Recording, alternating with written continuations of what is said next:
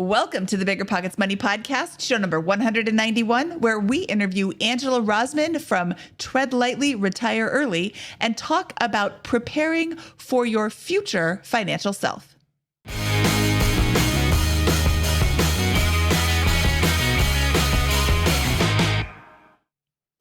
Hello, hello, hello. My name is Mindy Jensen, and with me, as always, is my Robert De Niro lookalike co-host, Scott Trench.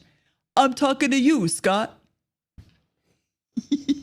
I don't even have to do anything today. This is great. Scott and I are here to make financial independence less scary, less just for somebody else, to introduce you to every money story, because we truly believe financial freedom is attainable no matter when or where you're starting.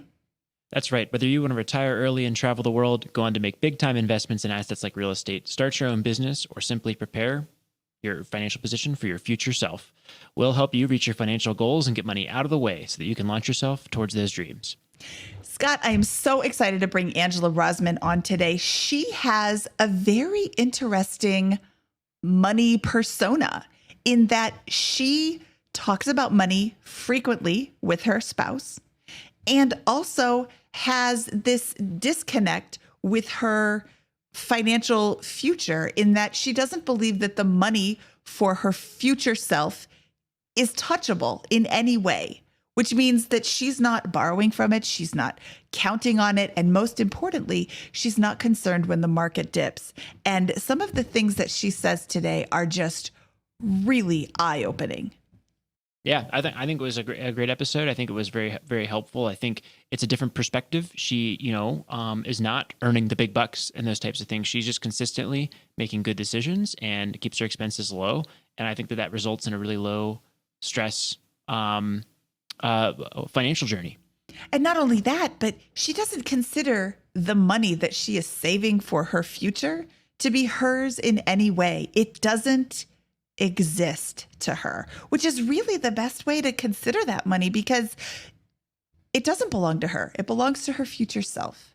Angela Rosman from Tread Lightly, Retire Early. Welcome to the BiggerPockets Money Podcast. I'm so excited to talk to you today. How are you?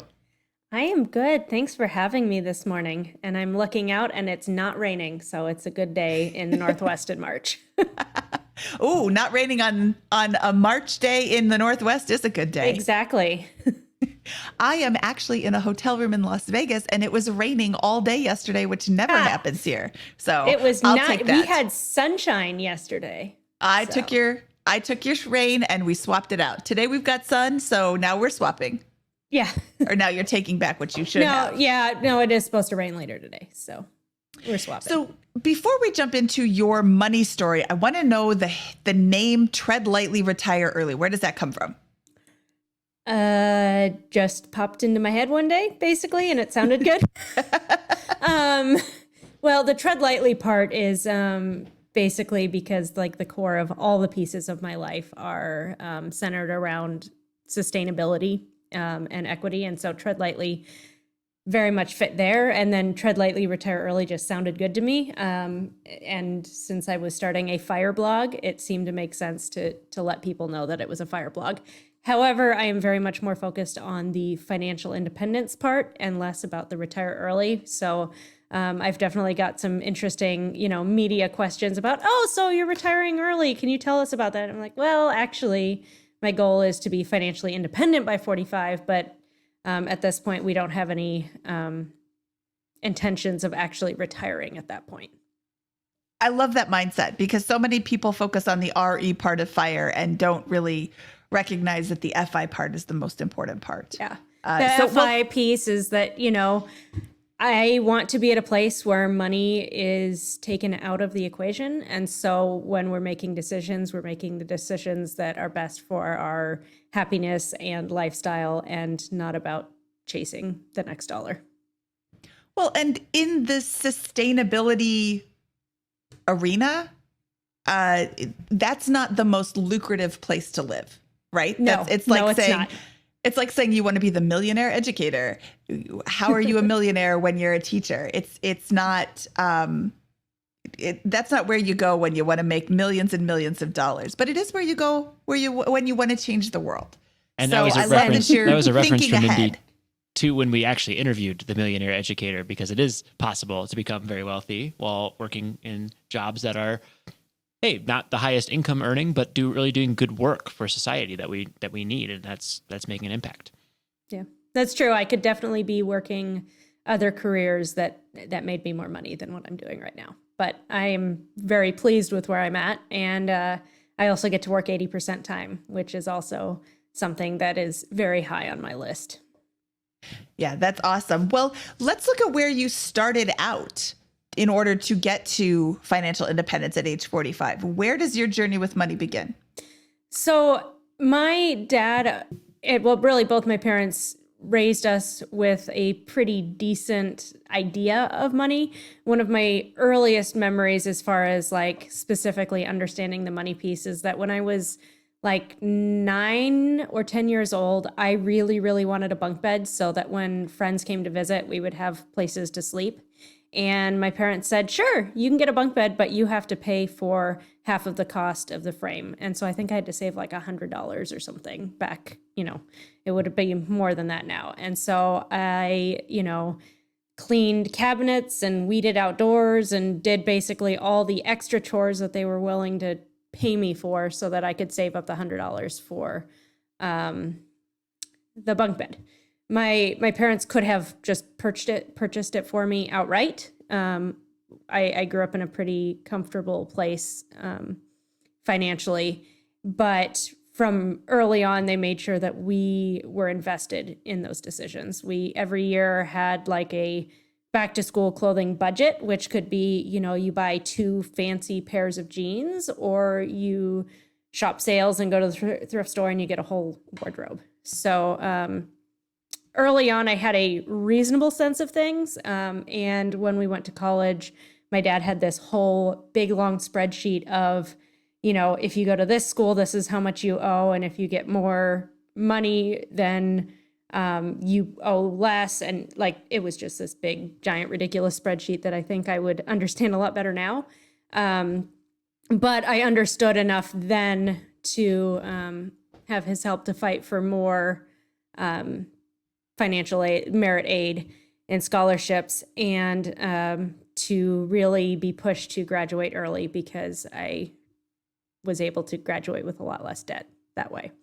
But they made sure that we also had skin in the game, not so much that it would overwhelm us, but enough for us to appreciate the money that was being spent.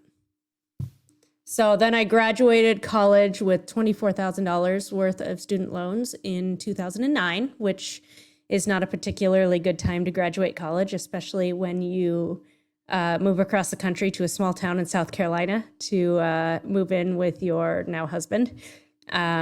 So I got a job initially as a naturalist out on a barrier island in South Carolina, making $750 a month because they don't have minimum wage in South Carolina. And so they were able to give me a stipend, which even in South Carolina is not really enough to get by. So I ended up getting a second job at PetSmart, and we had a cheap apartment, and I was able to start paying off my student loans, but it was really treading water until I got a full-time job the following year.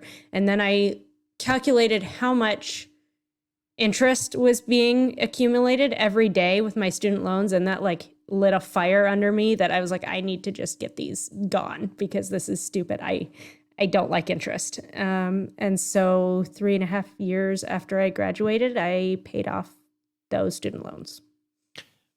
Did you merge finances, or like what was that like? How did that work with? Assuming over these 3 years, you either got engaged or married at that point. Yeah, we got married pretty early in that 3.5 years, and no, we've never fully merged finances. As we've made about the same money, like initially my husband was making more, and so he would pay more of the rent. We've always, and then once we got married, we had a joint account for like our basic bills and whatnot, but we've always had separate checking and savings accounts also, which I feel pretty strongly about. I know some people really like the fully combined thing, but it has been a really good thing for our marriage long term to have our own spending money.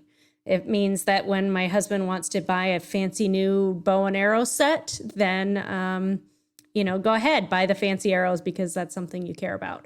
And when I decide on women's personal finance to randomly pick a winner for a $200, money class giveaway, then he doesn't have to tell me that he thinks that's ridiculous. So it's been really good for us to have our own money as well as our combined long-term goals.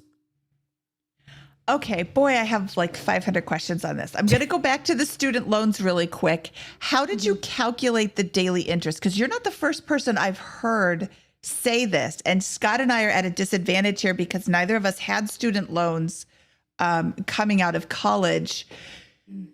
How do you calculate the daily interest? I think I probably used a bank rate calculator. That's generally the bankrate.com has a lot of really good interest calculators. I mean, this was back in 2010. So my best guess would have been there, or I might have done an Excel spreadsheet. One of those two seems likely.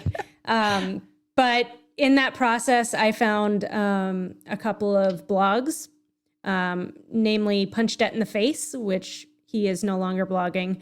But one who is still blogging is onefrugalgirl.com. And so those were some of my very first intros to money bloggers, and got me really, I was basically how do I pay off my student loans faster? And found, personal finance bloggers and started reading those and got really jazzed up and paid off my student loans thanks to that point. And do you remember what your daily interest amount was? Oh gosh, I don't know. My student loans were $24,000 at 6.8% interest. So it was. So that's not insignificant. The daily. No, it wasn't. I don't remember what it was, but I mean, it's $5 or $6 a day. It was enough that, especially when I was, not making very much money.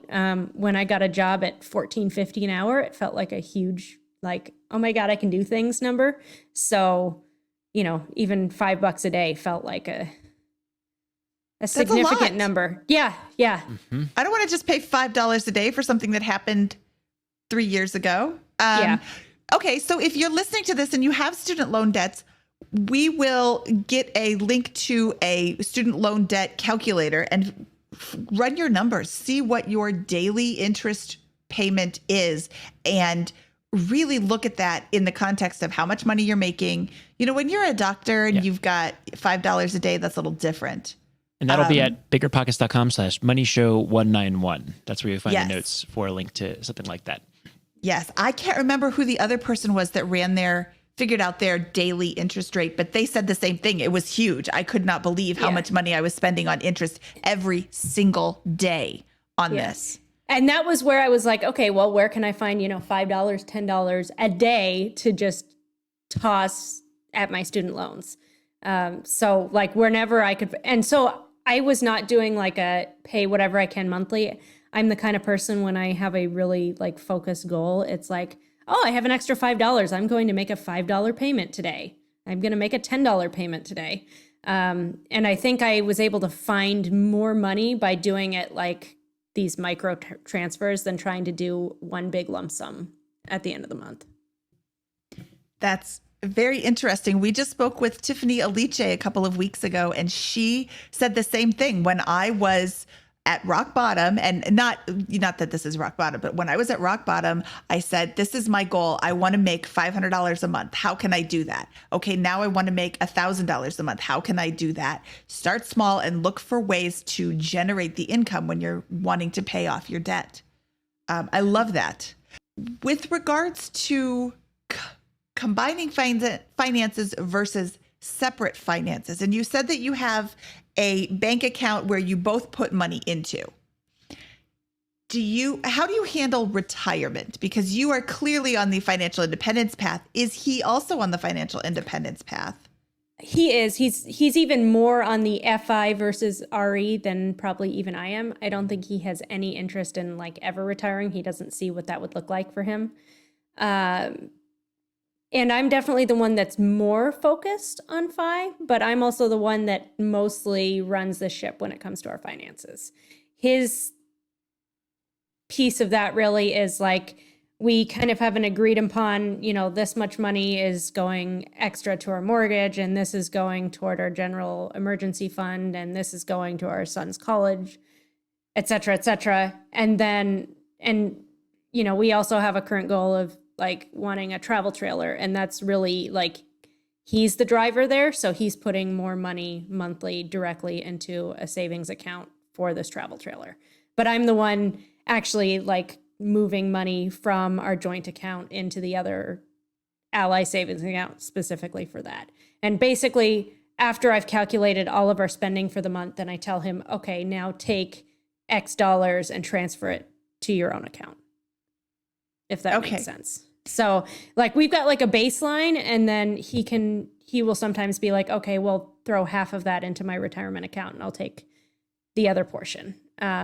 But really, it's just once we have this, set like guidelines of like what we want as a minimum, then the rest is kind of up for us to do what we will with it.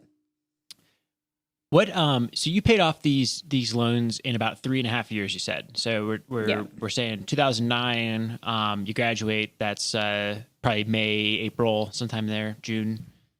And by the end of 2012, it was August of 12. I have a screenshot of when I paid them off. I think it was August 10th. All right. So now your daily interest in the student loans is zero. What happens next with the journey here? I wish I could say that I put all of that money directly into a Roth IRA and was like super gung-ho about financial independence at that point, because I'd been reading about it for years at that point and I should know better, right? Our next goal was, we had also purchased a house during this time period. We bought our house in 2011. Thanks to a VA loan, we didn't have to, come up with a down payment and really hit the housing market well. But our next goal was to eventually have a kid. And so I had a focus of having stuff set up financially for when he arrived. And we had paid for some housing improvements. We'd gotten a super energy efficient furnace put in and a new hot water heater and some other stuff. So we had a 0% loan on that and paid that off. And then basically just wanted to save up for him. And then I really kind of just floated. Like we did fine financially. But I was kind of just dabbling, putting a little bit into retirement accounts, putting a little bit into savings, paying down our mortgage very slowly. But we weren't really doing anything with any kind of direction. And the change in a big way really happened when I started my blog in 2017. What was the trigger for that? Was it starting the blog, or was there something that, would you just decide one day, I'm going to start this blog and get aggressive about this? I mean, I'd still been regularly reading personal finance blogs. So like people talk about things that happened in like the personal finance world in like 2011, 2012. I'm like, oh yeah, I remember that blogger and that thing that happened. But I was very passive. I never ever left comments. I pretty much just like read and, didn't rack up credit card debt. I've never had credit card debt, that kind of thing. I've never had a car payment, that sort of thing. So I was doing like well, but I wasn't being very intentional with what I was doing. I was just kind of reading and getting information and knowledge, but not really doing a lot with it. One of my early favorite blogs, who he's still blogging, is Retire by 40. And he had published one of his, you should start a blog posts. And for whatever reason, it finally clicked like, yeah, I think I do want to write about my story. Let's do this thing. And starting that blog and having the accountability of like sharing what I was doing publicly really helped change my mindset to be a lot more focused. And for whatever reason, I don't know if it's true for everyone, but for me at least, the community piece is really, really big. And so once I'd immersed myself more offensively into the community, I started to really look closer at our own finances and what we could really do. And I'd say in the last, 4 years, we have made much bigger strides because of that focus and intention versus just kind of floating along. So let's get into specifics. What did you start doing? It sounds like you probably got better about saving, but where did you start investing and throwing the money? Well, I've now maxed out my IRA for the last 3 years in a row, which for a lot of people maybe is not huge, but for me, it's felt really, really big. We've got pretty average incomes for our area. We very much receive the full stimulus check. So we're at a good income level, but we're not like wild income that a lot of people in financial independence seem to have. So maxing my IRA every year has been a big deal. And then just having a really big cash buffer has felt really good, especially in the last year with the pandemic. It doesn't seem like there can be a big enough emergency fund. And then I have kind of a special, different deal with my work. I work for a company that builds, owns, and operates affordable, sustainable housing in the Seattle area. And I am able to basically be a minority equity partner in our communities. So it's kind of like a self-directed REIT, I would say, is probably the most easy way to describe that. But it's also the company I work for and, what I really believe in. So that's where part of our retirement stuff goes as well. How secure is your job? It sounds like sustainable, affordable housing is going to only explode with the way that the market's going right now. So it seems like your job is pretty secure. Yeah. It's funny, when I was graduating high school, we had a senior project in high school, and I decided to do mine on a sustainable home. So clearly this is something that has been my interest for a while. But I remember thinking I think I want to go into like environmental science and stuff, but I don't know if there's going to be any jobs by the time I graduate because we're going to have this stuff all figured out. So clearly that is not the case. I wish you were right. I know. But like books I read in high school, I read again in grad school, and it was painful to realize how little things had changed. But also as far as my job, I actually work with my dad. It's his company. So nice. Yeah. Okay. So I'm pretty involved in things. We're a small company, but he's been building and developing pretty much all of his adult life. But in the last 15 years or so, really pivoted more significantly toward the sustainable housing piece. Okay. What do you guys think about it in terms of your timeline to reaching FI kind of goals there? What's kind of like the next phase of your journey? Just kind of keep on keeping on. We have a 6-year-old, and so I don't know how much I see our lives changing particularly very much in the next, 12 years, as long as he's in school. I kind of feel like we're in those almost like doldrums when it comes to like FI, because we don't have any plans to like uproot our lives and move somewhere else or, quit before he's done with school or anything like that. At this point, it's kind of like just keep doing what we're doing. And as raises happen, sock more money away. And, we refinanced our loan last fall. And so we're putting more money toward we just kept our same payment and so putting more toward the principal. So at this point, I feel like we're in a pretty decent spot financially. And so it's kind of like just making sure we're paying attention to keep doing what we're doing, which is not all that exciting, but No, but That's money shouldn't be exciting. Yeah, that's true. your financial retirement plan, your financial plans in general should be as boring as possible because the boring is less risky.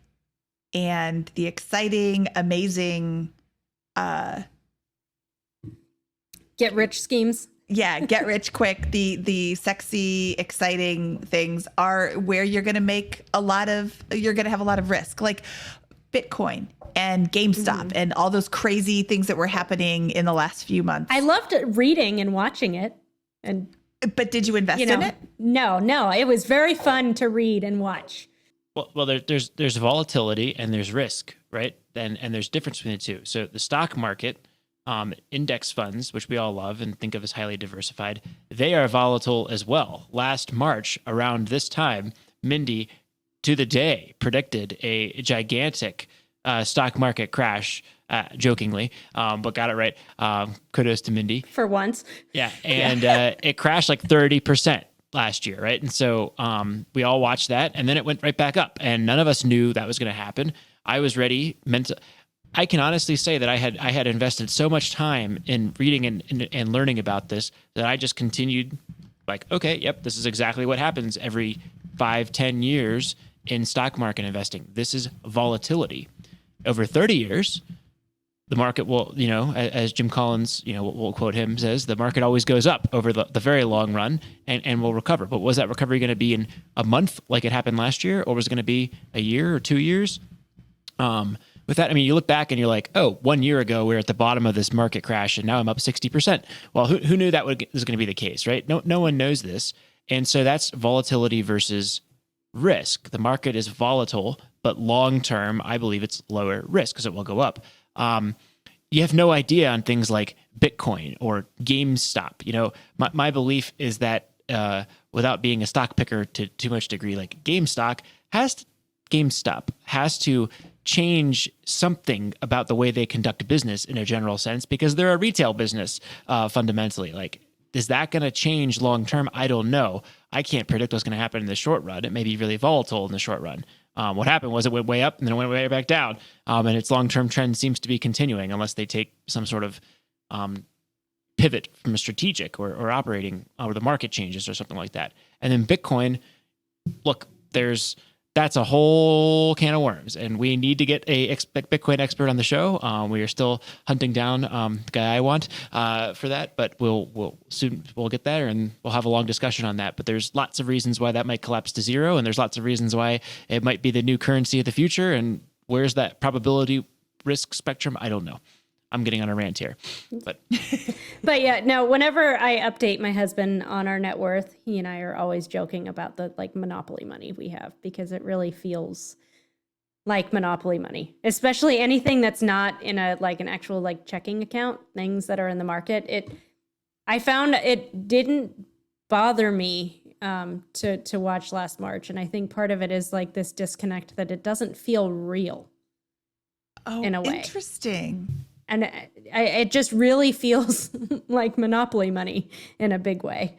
And I don't know, maybe not everybody feels that way, but he and I have joked for years about our monopoly money because that's how it feels like to us. So I think it's been easier to just kind of let it ride because it is what it is. It's when you don't need the money for decades, there's at least for me a disconnect of well, it doesn't really matter. I don't need it. It'll be there someday. I'm stashing this away for my 60-year-old self, and my 33-year-old self has no need for it. So it kind of doesn't exist. it kind of reminds me of the whole dead people are the best investors story where they looked at a bunch of portfolios and it's oh, the ones that perform the best were the dead people who are dead because they never made any moves and just stuck with it the whole time. That with the way you're kind of describing monopoly money makes it almost seem kind of almost like that mentality. I'm just completely detached from this and just going to leave it and keep shoving coins in one by one over the course of many years. Yeah, maybe that part of that comes from how many years I read personal finance blogs before I got more directly active in stuff myself. Is that it just my early adulthood was like, just like saturated with this stuff, and, graduating at the, bottom of the market in 2009 and, going through the Great Recession. It feels kind of surreal to be where we're at now. Internalizing that philosophy impacts behavior, it sounds like. How frequently are you looking at your finances? And I'm specifically your retirement finances, because you said it didn't feel real and you didn't really mind the drop in March, which is like the best position to be in. But we interviewed the mad scientist right as that was dropping. And he said, I always thought I was comfortable with risk, and I always thought I could take a big hit and be okay with it. But it turns out that this really freaked me out. So I'm writing down my feelings now. I'm not making any rash decisions, but I'm writing down my feelings now. And then I'm going to go back, when things calm down, and revisit and, see how I can change my asset allocation so that should this happen again, or when this happens again, it's not such a, oh my goodness, what am I doing? Am I going to be okay scenario? And I always thought that was really interesting because he's so calm, like in general. So for him to be like, oh, this really affected me. But I also think that he's one of those, I check my money every day people. So how frequently are you checking in on your See, retirements? I'm not a generally calm person. Like I've written and talked about this enough, but like I'm on daily anxiety medication, and I like outrun, like I literally go on runs to like combat like regular anxiety, and I don't sit down a lot, and I get a lot done because of that anxiety drive. But for some reason it doesn't connect as much.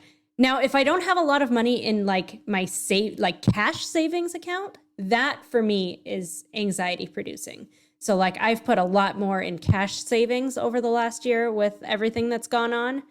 And to me, that's like the only portion of my money that feels like particularly relevant to me right now, because I don't see retirement funds as funds that I can touch. Like, so they really don't exist in my 2021 life. They kind of already exist in like 2051 or later, if that kind of makes sense. It's a very like separate piece. So if it's, my house, my like, monthly credit card bills that I have to pay off, and like what's in my checking and savings, that feels real. The retirement stuff feels very much like this is for my future self, and it doesn't even exist for my current self. Yeah, we had Tiffany Aliche on recently, and she had a comment to this effect. It was like, you have to build wealth for yourself, and you have to build wealth for your future self. And so she calls her future self Wanda, I believe. Yeah. And, my future self, I look like Robert De Niro, so people tell me. So I refer to him as Robert. And whenever I do that, I'm talking to me with that. But yeah, that's a way to kind of think about the investing there, with separating those two things. Like one's for me and one's for Robert with that, or Wanda, or whoever you named your 75. Apparently my 80-year-old self needs a name. I don't. That's right. Your 80-year-old self needs a name because you are saving for her. But I think your approach is fantastic, because you're right. You're not. The money that you're going to use in 2050 does not belong to Angela Rosman in 2021. It belongs to Angela in 2050. Or let's see. Let's name Angela's future self, Helen. Okay. It belongs to Helen. And you can't spend Helen's money any more than I can spend Angela's money. I think that's a really smart way to think about it. And you're the second person in a very short time frame who has said that. So if you're listening to this now, what is the name of your 60-year-old self? And that's who you're saving for. So 60-year-old self doesn't exist for X amount of years. It's okay if the market dips a little bit, because 60-year-old self doesn't need it right now. They don't need it for 30 more years, or, 10 in some cases. Yeah. I know Amanda Holden, Dumpster Doggy, talks about this too, about being like the bad granny self of her, 80-year-old, big ball and granny it's who she's saving for. So, yeah, I don't know. I don't think I've ever like fully, explained this to myself out loud before. So you guys are the first getting it like out of my brain, into actual words. But, yeah, I think my husband has the same kind of perspective. Again, that's that whole, like, I think he feels like our net worth is even more monopoly money than I think I do, because he doesn't even really touch the money. He just kind of like trusts that I'm, figuring it out for future selves. But as long as like I know what our like worst case scenario for right now is, like I think about like what if we lost, if we both had no jobs, and like what is our like base that we need to live on. I don't even consider like, oh, well, we could pull out of our retirement stuff or sell off whatever. It doesn't even factor into my like contingency preparedness planning. So like we have a very low mortgage for our area, especially, and we do have a roommate, but it's like, okay, in worst case scenario, we could also rent out our family room to more people, and I could up the time in my garden, and our finances could exist at a very, very, very low level if we had to. But I think about it as like current self, and I think it really is. It is Helen's money. It's not my money. It doesn't even factor into my day-to-day living. It's like once it passes the threshold of going to retirement, it's like it's a one-way door. It doesn't come back. I love that you think like that. I'm trying to find my list. I was making a list this weekend, like setting yourself up for success. And I said the biggest hack to your finances that you can have is that you don't want stuff and you're not spending a ton of money. And that doesn't mean you don't have things. It means that you're not pursuing stuff that means something to somebody else. So you can live on a very low amount of money. And well, she's house hacking as well. Yeah, she is house, and that's fabulous. But yeah, we've had our same roommate for like he's lived with us for more than 7 years now. Can you walk us through at the high level like what that looks like? Sure. Well, when we bought our house, we were 23. So, we were the only people we knew that owned a house. And so we had friends that needed places to live. And our current roommate went to middle school with my husband, and they ran into each other again.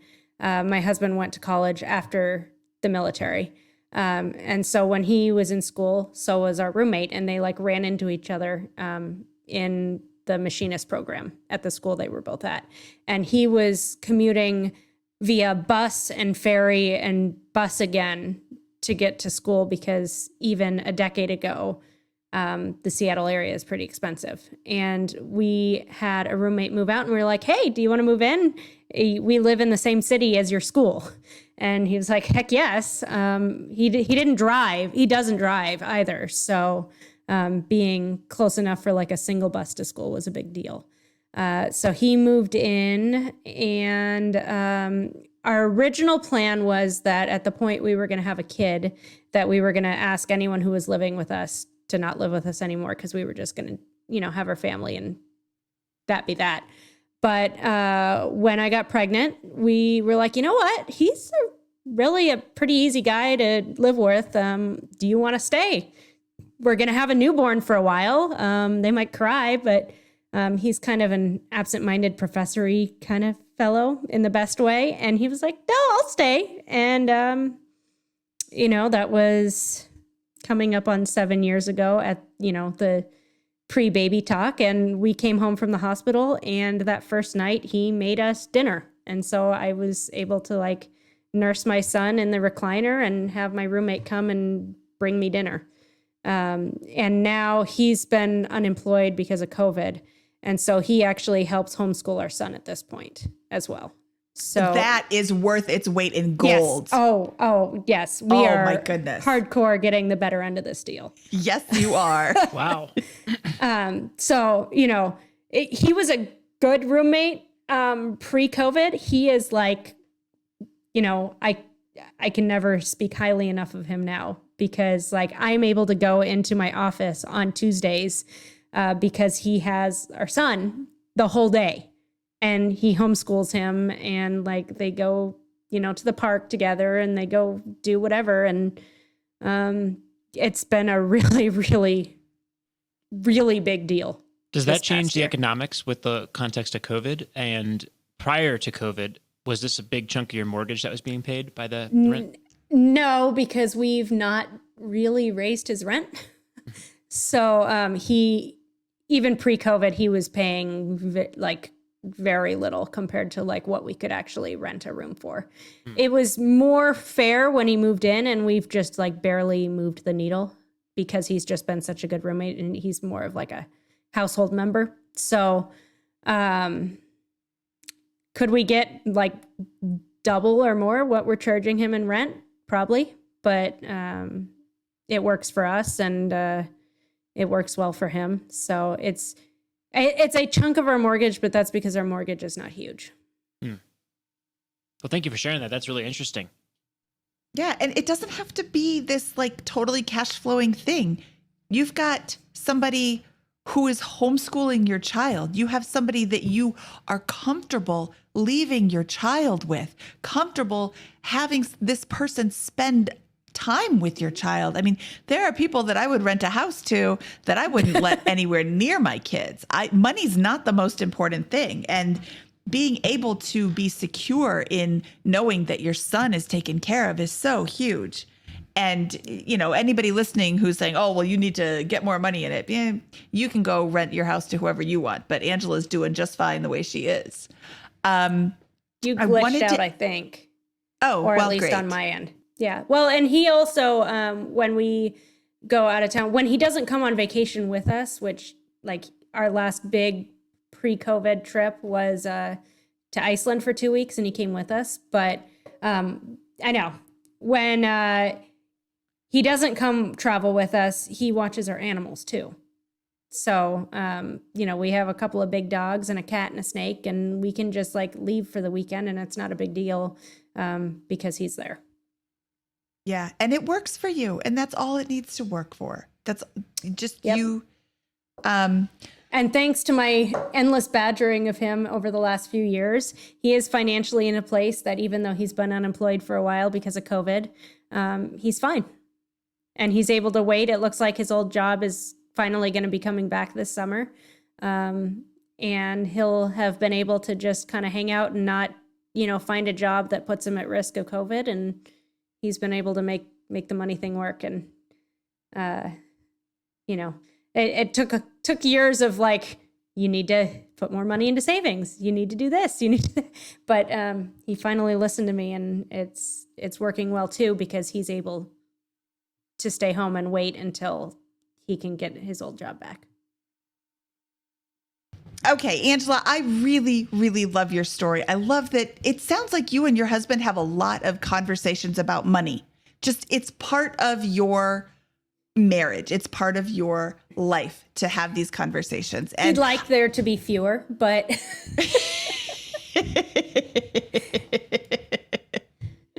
of course he would. But just like marriage in general, it's work every day. But if you work at it every day, it's going to be a lot easier. Your finances are work every day. But if you put in the work every day, you're putting in like 3 minutes, 5 minutes, 12 minutes. You're not, you know, working on it 24/7.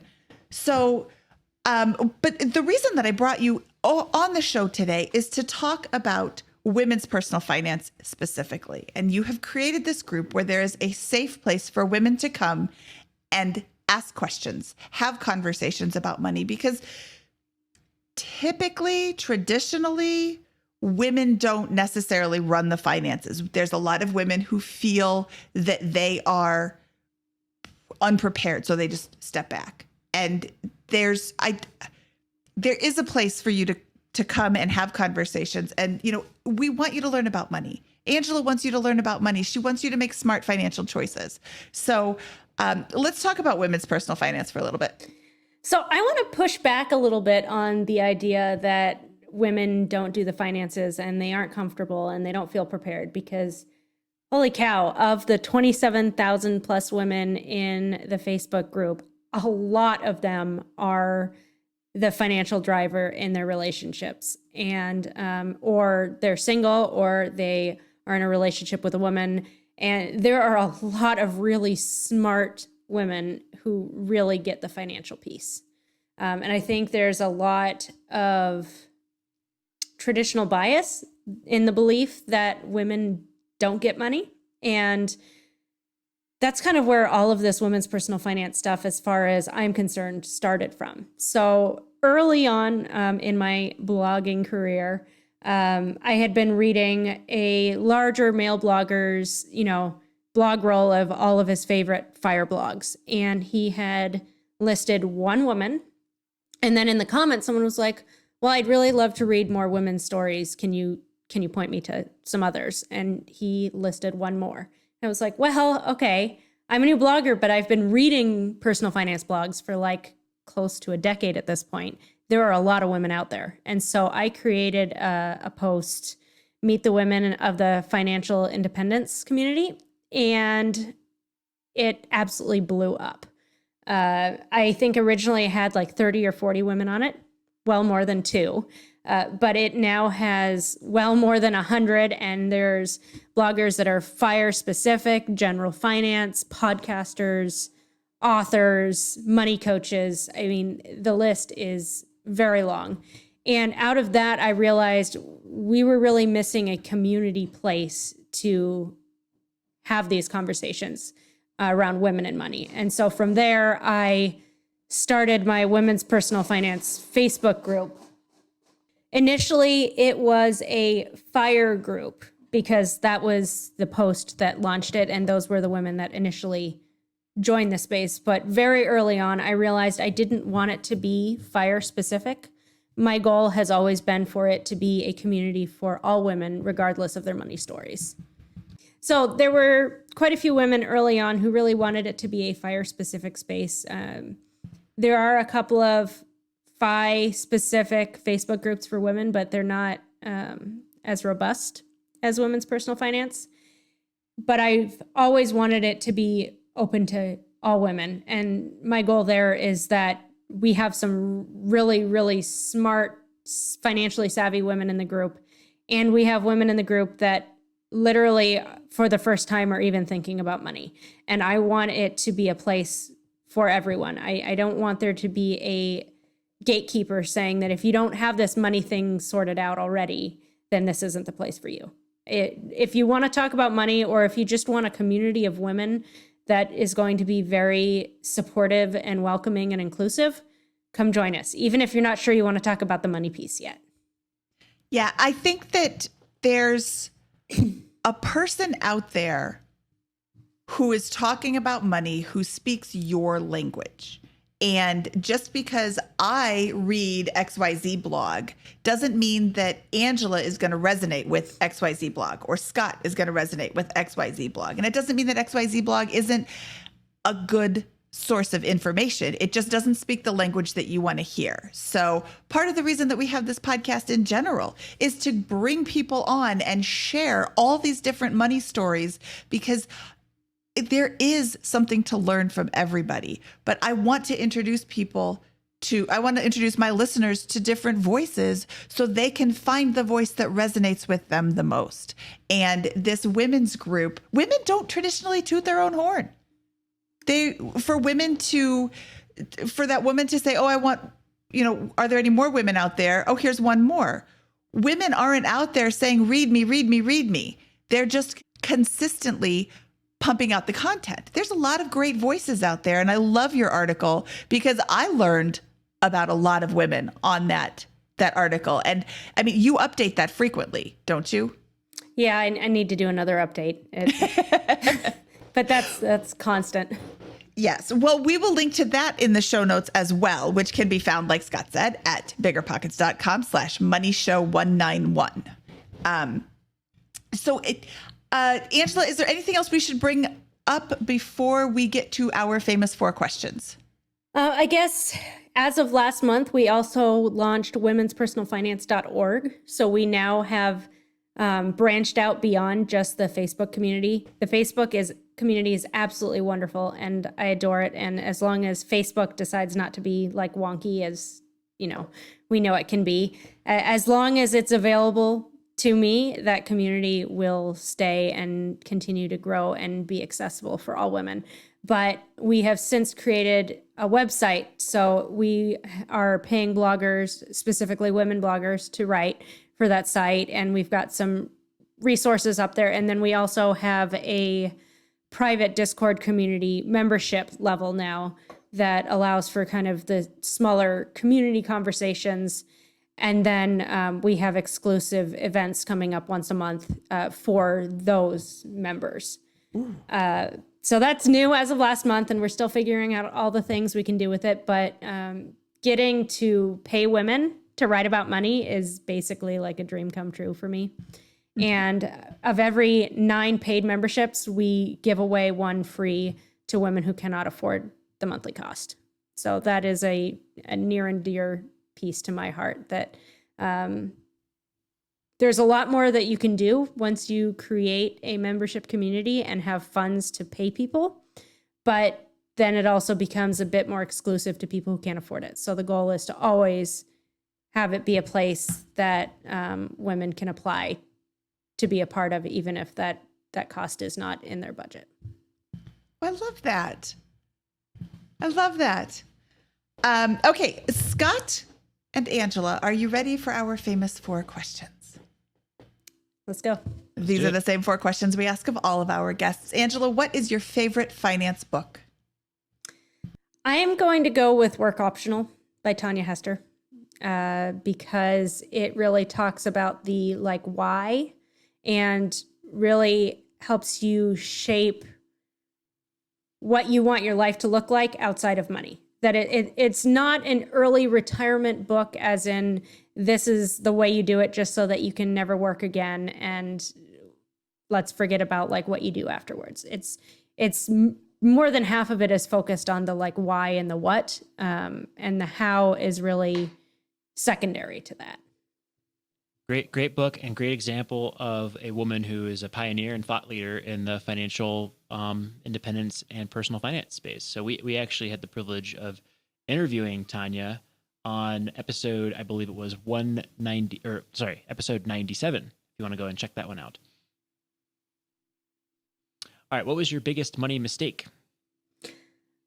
I don't know that I have a huge one, but it's more of a low-key burn one of once I paid off my student loans, I didn't really do anything special with my money for another 5 years. So it wasn't a big, I invested in some company and the stock went to 0 or something like that. Or, I never bought a fancy car and wrecked it or something like that. So overall, I feel like I'm pretty content with the way my finances have gone, but I missed 5 years of focused growth, and during this gigantic bull market would have been a good number. But at the same time, I don't think I regret it, because I may not have done some of the fun stuff that I did in my early to mid 20s had I been hyper focused on FIRE. Makes sense.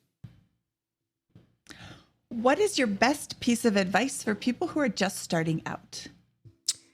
Open a Roth IRA account and deposit even $5 a month into it, even if that's honestly all that you can find. Find $5. And then when you can find $10, find $10. It is more a habit than anything else.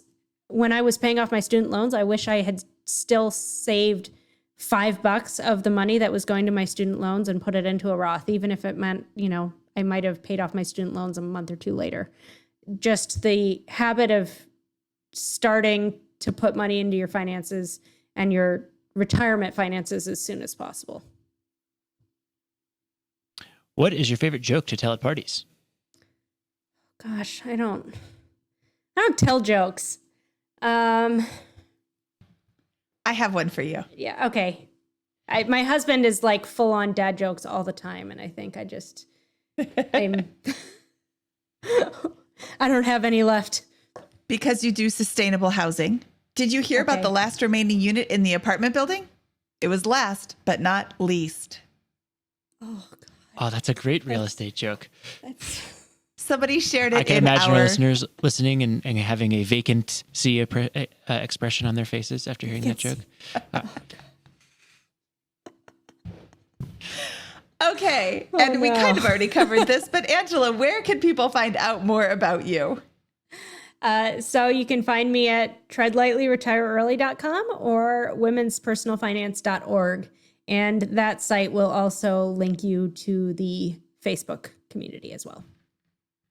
Angela, I think you have a wonderful look on money. I think that your story is fantastically boring, and you will absolutely reach financial independence when you plan to, probably way before you plan to.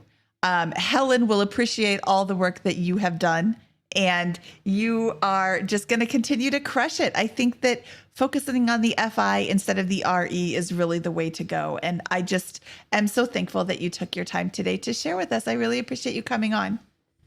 And I really appreciate you being part of Women's Personal Finance too.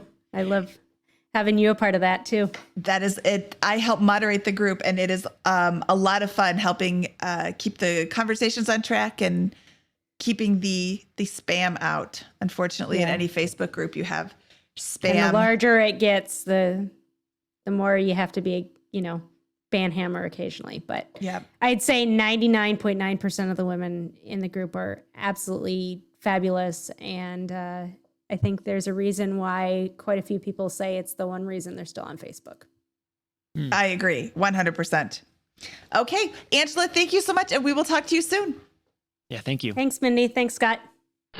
Okay, that was Angela Rosman with Tread Lightly, Retire Early. Scott, what did you think? I thought it was helpful. I learned a lot of good information about this. I kind of need to listen when the topic of women and money or stuff that I can't understand as a man necessarily as well comes up, and I think that's really interesting. And I think it's great that there's places and that we're making women who are prominent in the financial space more prominent and giving them more of a place for people to find them and to discuss those issues that are more appropriate there. So I think it's great, and definitely go check out that Facebook group. I also think, on that note with the Facebook groups, that Facebook is an amplifier of whatever, and they've been criticized for this, right? That they around the way that they're politicizing certain folks or whatever, because the extreme content gets all the more interaction and that kind of stuff. Well, it's an amplifier for me on Facebook because I'm just in all these Facebook groups. I'm in, of course, BiggerPockets, Bigger Real Estate Rookie, BiggerPockets Money, but I'm also in some other ones like Mustachians in Practice for Mr. Money Mustache fans, and one called Choose FI. And I would just encourage you to go out there and, like, if you're on Facebook, you find yourself getting sucked in down that rabbit hole. How do you create a world in which you're getting sucked into the healthy rabbit hole of personal finance and investing in these types of things in these kinds of groups, rather than in stuff that might be unproductive or distracting or make you mad or angry or those types of things? Might be a good way to go about it. And so go join our Facebook group and go join Angela's Facebook group and maybe a few others. Yeah, you really want to immerse yourself in the financial space especially when you're just getting started. Like Angela did, she read all the blogs and did all the things. It's so important to get different perspectives because you are going to learn from everybody, but there might be somebody that really, really speaks the same language that you do. And the Facebook groups are a great place to start. People will recommend other bloggers, other podcasts all the time, and it's fantastic. We just want you to learn the information, and however you can find that information is the best way to learn it. Absolutely. Okay, Scott, should we get out of here? Let's do it. From episode 191 of the BiggerPockets Money Podcast, he is Scott Trench, and I am Mindy Jensen saying, after two, kangaroo,